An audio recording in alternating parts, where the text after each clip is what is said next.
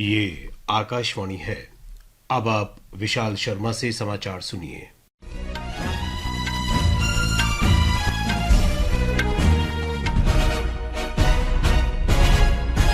विदेश मंत्री doctor S Jaishankar ने कहा है कि क्वाड हिंद प्रशांत क्षेत्र को मुक्त, सुरक्षित और समृद्ध बनाने की दिशा में काम कर रहा है।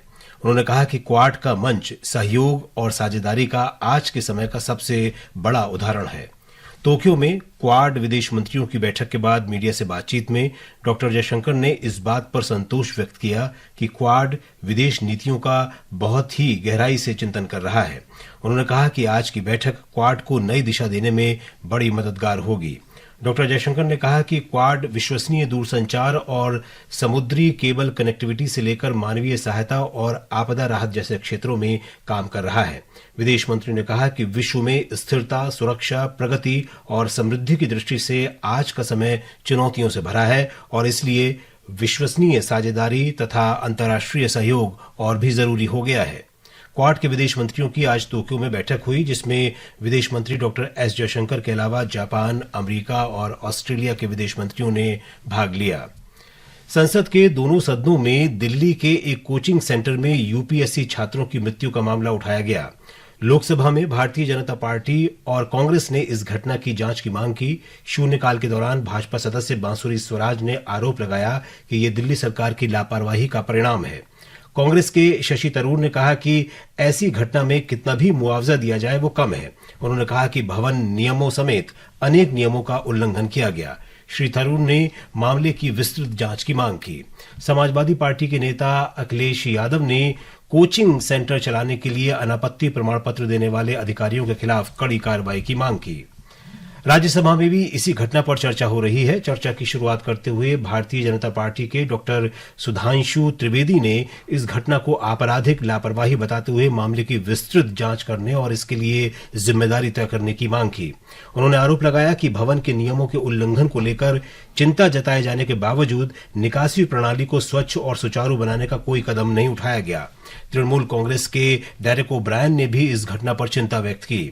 डीएमके के तिरुचि शिवा ने भी इस मुद्दे पर आवाज उठाई। इससे पहले राज्यसभा के सभापति जगदीप धनखड़ ने इस मुद्दे पर नियम 176 के अंतर्गत अल्पकालिक चर्चा की अनुमति दी। इस बीच दिल्ली पुलिस ने कोचिंग हादसे मामले में 5 और लोगों को गिरफ्तार कर लिया है। इसमें इमारत के बेसमेंट के मालिक और गेट को नुकसान पहुंचाने वाला व्यक्ति भी शामिल है। अब तक 7 लोगों को गिरफ्तार किया जा चुका है।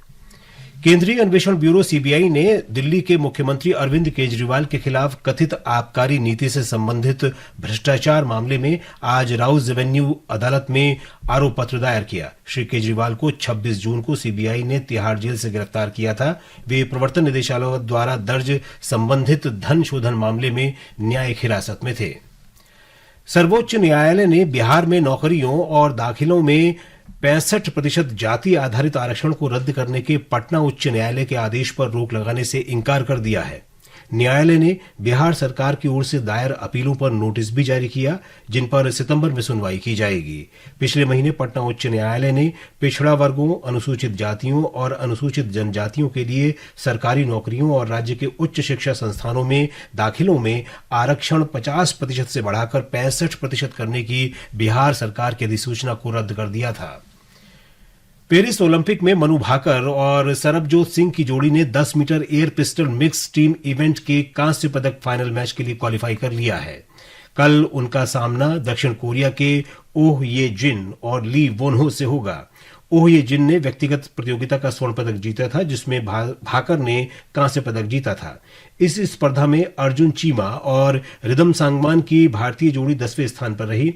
महिलाओं की 10 मीटर एयर राइफल फाइनल में रमिता जिंदल 7वें स्थान पर रही।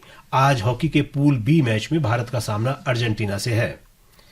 आज अंतर्राष्ट्रीय बाघ दिवस है।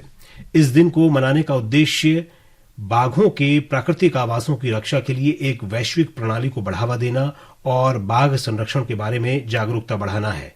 विश्व वन्यजीव कोष के अनुसार भारत में बाघों की आबादी वर्तमान में स्थिर है और बढ़ रही है। इसके साथ ही ये समाचार बुलेटिन समाप्त हुआ।